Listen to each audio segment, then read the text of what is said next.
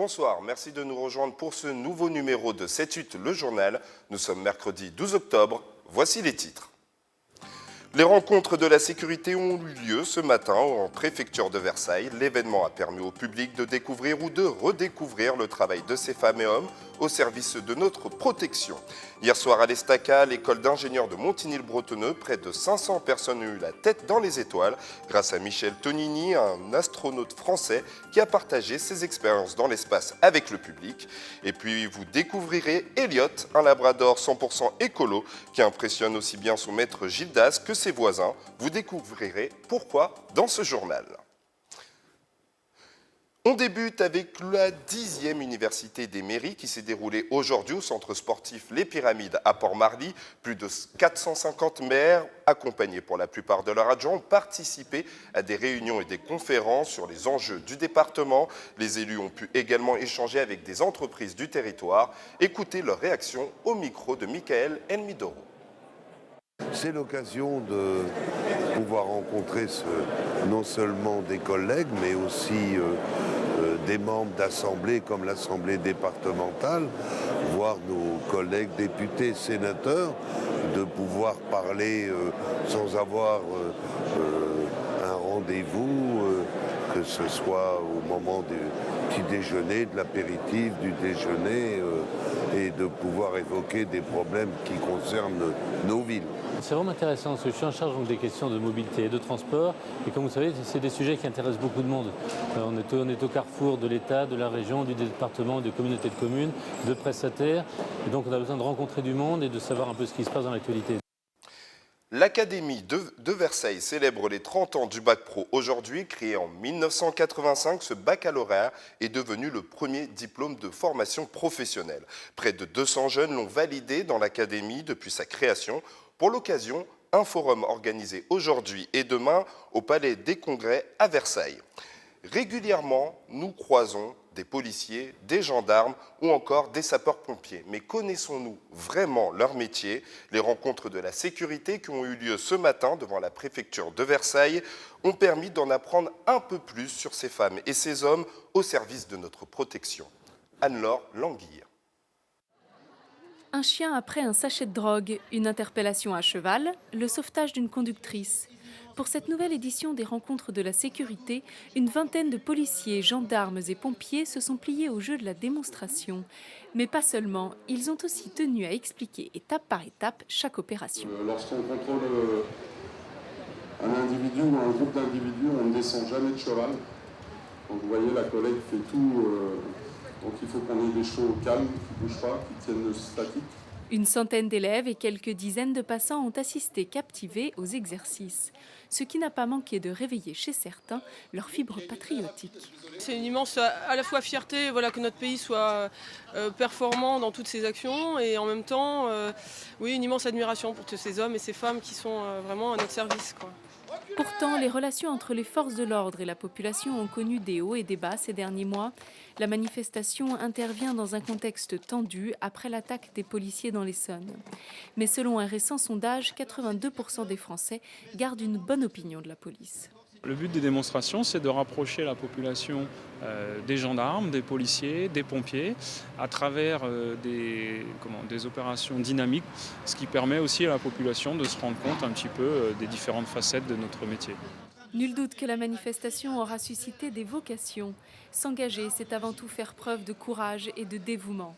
C'est en tout cas le message clair qu'ont voulu faire passer les organisateurs de cette journée.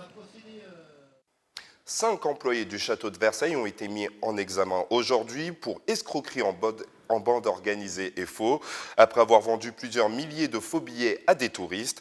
Depuis le mois d'août, les suspects écoulaient des vrais tickets réutilisés. Selon l'établissement public, le préjudice s'élève à 250 000 €. Parlons de santé. À présent, une réunion d'information sur le don du sang, de plaquettes et d'organes était organisée hier soir au théâtre de Saint-Quentin en Yvelines. Cet événement organisé en partenariat avec la Caisse primaire d'assurance maladie des Yvelines et l'Institut de promotion de la santé a permis de répondre aux questions sur les démarches à suivre ou encore les besoins. Un reportage de Michael Elmidoro et de Patrick Jacques de Dixmude. Faire connaître le don médical, c'était l'objectif de ces intervenants de la santé ce mardi 11 octobre au théâtre de Saint-Quentin en Yvelines, organisé en partenariat avec la Caisse primaire d'assurance maladie des Yvelines et l'IPS, l'Institut de promotion de la santé. La réunion d'information était centrée sur le don du sang, de plaquettes et d'organes. Je crois c'est comme une porte, il faut la pousser un peu plus facilement et s'engouffrer dedans. C'est donc effectivement faire connaître des sites fixes qui sont les nôtres, parce qu'on a beaucoup plus de mal pour recruter les donneurs. C'est important de faire connaître au public la loi et les problèmes que nous rencontrons aujourd'hui. Dans les Yvelines, le don d'organes est effectué dans les hôpitaux de Poissy, Saint-Germain-en-Laye et de Versailles. La réunion d'information a permis de clarifier la loi sur ce sujet méconnu du grand public. La loi dit que nous sommes tous des donneurs présumés. Et donc si on est opposé au don d'organes ou au don de tissus de son vivant, il faut vraiment le dire. On peut aussi s'inscrire sur le registre national du refus.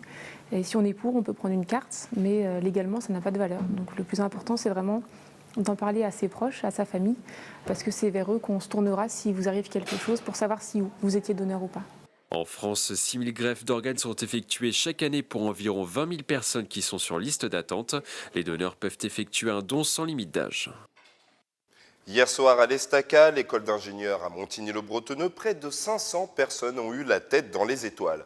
Grâce à Michel Tonini, astronaute français qui a voyagé dans l'espace. Il a partagé ses expériences avec le public. La conférence était organisée par la commission aéronautique de l'Aéroclub de France avec l'association d'Estaca Space Odyssey. Un reportage de Mélanie Poquet. Des décollages spatiaux, il en a connu 2. Michel Tonini est l'un des 9 astronautes français à avoir été dans l'espace. En 1992, vers la station Mir avec un équipage russe dans un vaisseau Soyouz. Et en 1999 sur la navette Columbia, mettant en orbite le télescope Chandra. Dans le premier vol russe, c'était un rôle d'expérimentateur scientifique médical, avec principalement une expérience sur l'échographie et sur l'expérience neurosensorielle. Alors que chez les Américains, j'étais plutôt ingénieur de bord pour le déploiement du télescope Chandra. C'est un sentiment assez étrange parce que vous voyez la Terre d'une façon particulière, comme on ne l'a jamais vu. Vous voyez les étoiles avec toutes leurs couleurs, vous voyez toutes les étoiles sans aucun frein atmosphérique ou nuageux. Vous voyez le ciel qui est noir, vous voyez les planètes comme on ne les a jamais vues. Pilote de chasse, pilote d'essai et astronaute, il est aujourd'hui président d'une école de pilotage à Étampes. Michel Tonini va aussi à la rencontre du public, amateur et passionné, pour la plupart étudiants. Très intéressant, on a appris beaucoup de choses parce que c'est vraiment une personne, le métier d'astronaute c'est quelque chose qu'on ne voit pas tous les jours. C'est à la fois un rêve mais c'est vraiment le domaine dans lequel on travaille. C'est notre métier en fait ici. Une très belle expérience. Alors c'est quelque chose de très spécial parce que déjà c'est pour moi un rêve d'enfant. Pour aussi je pense beaucoup de monde parmi les étudiants qui y ont assisté. Et c'est quelque chose qui non seulement rehausse la motivation, mais aussi permet de voir le côté vraiment concret de ce métier. Parmi les 450 auditeurs, peut-être de futurs astronautes, le 15 novembre prochain, un 10e voyageur français partira en virée spatiale.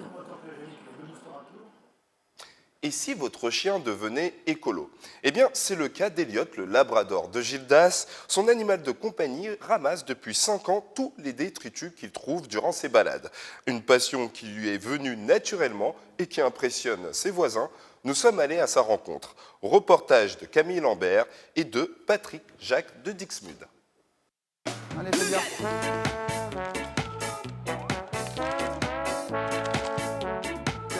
Ramasser les déchets dans la rue, une passion pour Eliott depuis ses 2 ans. Du haut de ses 4 pattes, ce labrador traque les détritus lors de ses balades quotidiennes. C'est venu bizarrement parce qu'il a commencé par une bouteille il y a quelques années. En plus, ça a continué en s'aggravant, si on peut dire s'aggravant, en ramassant plus de choses. Et pour lui, c'est une passion maintenant, tous les jours, de ramasser le maximum de choses et de les ramener. Bouteilles en plastique, emballage pizza ou paquet de cigarettes vides, tant qu'il peut attraper, Eliott récupère tout. Et pas question d'abandonner son trésor sur le chemin. Non, pas encore. Il y a un rituel, il va s'arrêter normalement devant le conteneur. Et devant le conteneur, il va tout lâcher. Là, je peux vous montrer qu'il ne lâchera pas. Je peux toujours essayer de tirer. En aucune façon, il lâchera tout son tribut. Et c'est qu'arrivé à la maison qu'il va accepter de tout lâcher pour avoir une petite récompense. Et c'est ça, gros. Un comportement écologique qui attise la curiosité. À 7 ans, l'animal est devenu une star dans le quartier. C'est un chien intelligent, notre chien là, du voisin. Là. Je pense que c'est une bonne chose, mais bon, c'est dommage que les gens ils jettent les choses comme ça dans la rue, c'est pas bien. Elliot, il se rend compte, étant un chien, quand même, que les gens ils font n'importe quoi.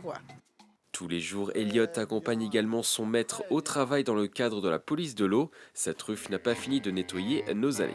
Très bien, très gentil chien. C'est la fin de cette édition. Merci de nous avoir suivis. Prochain journal demain à 18 h. Bonne soirée.